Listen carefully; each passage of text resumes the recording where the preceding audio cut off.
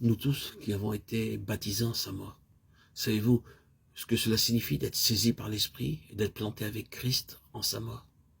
Non pas en théorie, mais expérimentalement, dans une conformité réelle, celle dont Paul parle au verset 5 de Romains 6.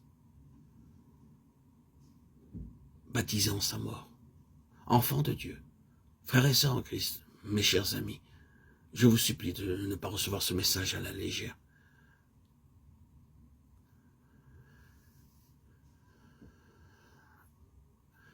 Je vous supplie, sachez vouloir laisser au Saint-Esprit la liberté de vous faire réaliser ce que cela signifie d'être planté dans la mort de Christ.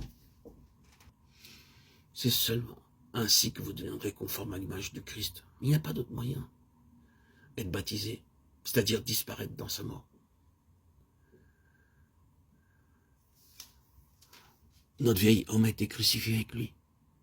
Par l'apôtre, Dieu déclare que lorsque Jésus fut cloué à la croix portant en son propre corps les péchés du monde, notre vieil homme, la race du premier Adam, a été crucifié avec lui.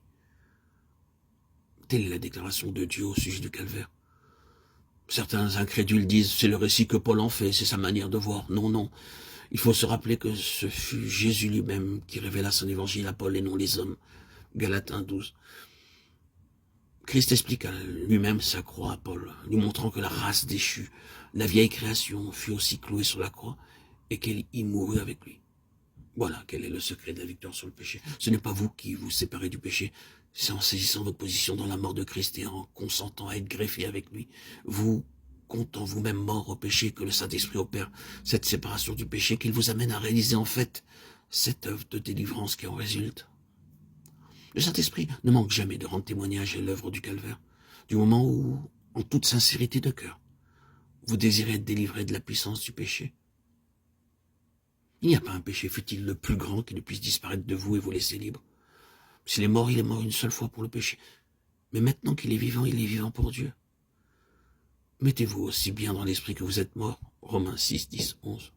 Votre part est de vous considérer comme mort, même si vous ne le comprenez pas. De vous compter non seulement pour mort, mais de vivre dans l'instant présent comme mort au péché, cela de par votre choix, votre propre volonté, alors que le péché ne règne donc plus. Verset 12, Romains 6. C'est le seul moyen d'avoir la victoire sur Satan, car c'est par le péché volontaire ou inconscient qu'il nous tient. Et ce n'est qu'en saisissant cette vérité révélée dans Romains 6 que nous serons libérés. Quand le diable nous attaquera, nous tentera, ou que nous sentirons le besoin d'être délivrés d'un péché quelconque, répondons-lui triomphalement sur cette base de ma mort personnelle avec Christ. Je suis maintenant mort à ce péché, et il ne régnera pas sur moi. À ce moment-là, le Saint-Esprit vous applique la puissance de la mort de Christ, auront les liens avec le péché, et vous perdez même le désir de pécher. Gloire à Dieu, Dieu soit béni. La victoire est gagnée par la mort, car celui qui est mort est affranchi du péché. La Bible de la mort est entre vous et le péché, et même entre vous et le tentateur, tant que vous demeurez dans cette attitude de mort.